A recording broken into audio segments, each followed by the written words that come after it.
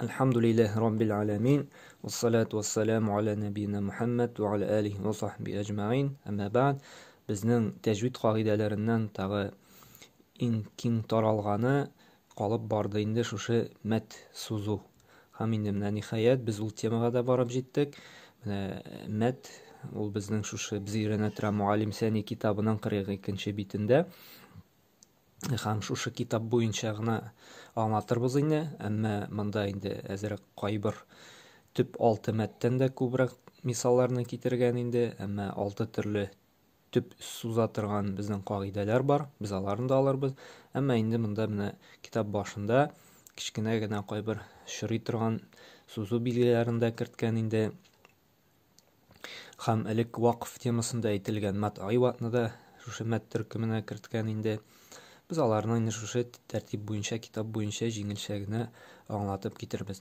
Без инде тәҗвид кагыйдәләрен иң беренче калкала кагыйдәсеннән соң икенче кагыйдә итеп шушы мат-табигыйне сөйләп киткән идек. Һәм инде монда китапта күрсәтелгәч, без аны тагын бер искә төшеп китербез. Коръәндә тәҗвид кагыйдәсеннән диек инде суза торган 3 төп хәреф бар инде. Берсе шуның алиф, я һәм вау. Мәсәлән, ул мат-табигый дип атала. Мәсәлән, монда да менә фәтхәдән соң алиф килгән икән. Димәк, без моны инде ике микъдарда сузырга тиешбез. Ничек итеп? Әгәр дә калын хәреф килде икән, калын итеп, йомшак хәреф килде икән, йомшак итеп. Мәсәлән, монда фәтхәдән соң калын хәрефтән соң килде алиф. Фәтхә ничек укыла? Ул безнең йомшак хәреф булса калын хәреф булса итеп. Монда каля менә фәтхә, аннан соң килде алиф. Димәк, бу мат-табигый ике тапкыр сузырга кирәклекне аңлата. Каля. Әгәр дә каля дип кенә укып китәбез икән, бу хата була. Ни өчен? Чөнки фәтхәдән соң алиф тора. Фәтхәдән соң алиф торды икән, без аны сузырга бурычлыбыз. Ничек итеп? Калын хәреф булса итеп ике микъдарда, йомшак хәреф булса итеп ике микъдарда. Әлләзи. Монда безнең кәсрәдән соң килде я. Һәм нәрсә дидек? Күп кенә гарәп басмасында, бу я булса, я хәрефе бит инде, әмма ике нокта куелмый. Ул бәрбер шушы я хәрефенең эшен башкара. Шуңа күрә монда да әлләзи дип сузыла. Кайбер кешеләр әйтә, моның бит ике ноктасы юк, ничә бия итеп сузабыз дип. Ике нокта булмаса да, ул бәрбер я ролен башкара. Шуңа күрә менә кәсрәдән соң я килде икән, без ике микъдарда дип сузырга тиешбез. Әлләзи. Беренчесе алиф булды, икенчесе я булды. Һәм инде менә монда да даммага. Әгәр дә менә даммадан соң ва хәрефе килде икән, димәк, без моны ике микъдарда сузырга тиешбез. Мат-табигый була. Нухиха. Ягъни менә монда даммадан соң итеп сузабыз. Ну, аннан кәсрә, аннан соң я килә. Нухи. Һәдән соң фәтхә килә һәм алиф килә. Без аны сузабыз ике микъдарда итеп. Шулай бит. Монда и нухиха. Монда шулай расулун.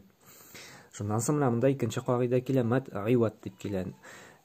Нәрсә дигән сүзне аңлата? Әгәр дә гадәттә бу килә аят ахырында яки шушындый сүз килгәндә без тыныбыз бетеп туктарга булсак.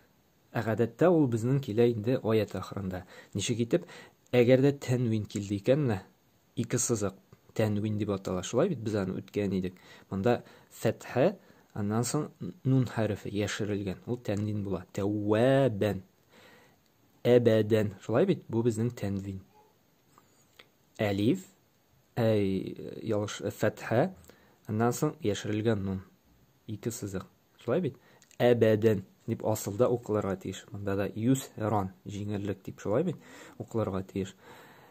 Әмма аят ахырында бу тәнвин юкка чыга. Ни өчен? Чөнки алиф бар. Әгәр дә тәнвин, фәтхәле тәнвин, дигән фәтхә бит инде, шушындый тәнвин килә икән, ахырында алиф икән, менә монда да бөтенсендә алиф. Без моны ике микъдарда сузып туктыйбыз. Ничек итеп? Тәвәбә, әбәдә, юсра, Аят ахырында тагын бер кабатлыйбыз. Әгәр дә аят ахыры әлиф белән тамамлана икән, аның алдында тәнвин икән, фәтхәле тәнвин. Нимә? Әгә бетә торган. Бу безнең ике микъдарда сузып тукталабыз. Тәвваба, әбәдә, юсра. Бу безнең инде мат айват дип атала инде. Терминологиясын шушы мат айват, мат табигый аны ятлау хәерле, һичшиксез белү бик яхшы. Әмма дөрес итеп кагыйдәләрне белеп укый алсаң, аларны ятламасаң да була. Ятласаң һичшиксез хәерле, нур өстенә нур инде. Әмма иң мөһиме бу терминологияны белмәсәң дә, матсыйлы сугыры, мат айватанда, мат табигый иң мөһим шарт булып тора дөрес итеп Куранны уку. Шуңа күрә кемдер сүзләрне ятлый алмый икән терминологияны, ул мөһим түгел, мөһим дөрес итеп уку. Кагыйдәне отып, истә калдырып, дөрес итеп уку. Нәрсә дигән сүз? Мат сыйлы сугыры. Сыйлы ялгау дигән сүз инде, сугыры кичкенә дигән сүз.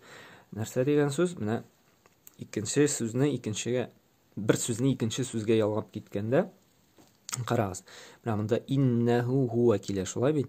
Менә монда дамма тора. Даммадан соң аның астында кичкенә генә шулай ук ва хәрефе бар. Шулай дамма дисәң дә була инде. Әгәр дә шушындый билге килде икән безнең Куръанда, димәк без шушы дамманы ике микъдарда сузабыз. Иннаху, иннаху хуа дип китәбез. Монда да менә дамма, аның астында шулай ук кичкенә генә ва хәрефе килә. Димәк, бу күрсәтә шушы дамманы ике микъдарда сузырга кирәклеген. Иннаху минас солихин. Монда да шулай. Иннаху аля раҗиһи. Һәм күрәбез, карагыз. Менә монда кәср килде. Шулай бит? Һәдән соң кәср килде. Һәм кәсрдән соң менә шушындый билге тора.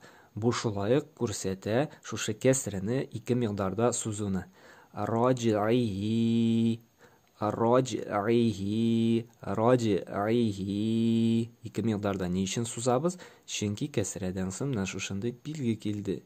Әгәр дә шушындый билге килә икән, димәк, без ике микъдарда инде сузырга тиешбез. Менә бу булды инде безнең мондай киң таралган вак кына мат суза торган хәрефләр. Һәм безгә аны ияләнер өчен менә мусхафтан да, Кураннан да кайбер мисаллар карап китерергә кирәк. Нәрсә өчен? Күнегер өчен. Мәсәлән, кабатладык мат табигыйны. Менә монда барыбыз да белә тора Нас сүрәсен. Шулай алдык. Менә карагыз. Кул аузу. Бу нәрсә? Мат табигый. Ни өчен? Чөнки дамма, даммадан соң килә ва хәрефе. Димәк, монда ике микъдарда сузабыз. Кул аузу би раббин нас. Әле монысын үтмәдек. Менә монда әле тагын бер мат кагыйдәсе бар. Аны без әле үтәчәкбез. Һәм илаһин нас. Менә монда әлиф тора. Фәтхәдән соң. Бу шулай күрсәтә ике микъдарда сузуны. Илаһин нас дип. Мин шаррил васвасил. Күрәбезме? Фәтхә, фәтхәдән соң әлиф. Димәк, ике микъдарда сузырга кирәк. Васвасил ханнас. Буларны үтәчәкбез. Әлләзи мат табигый.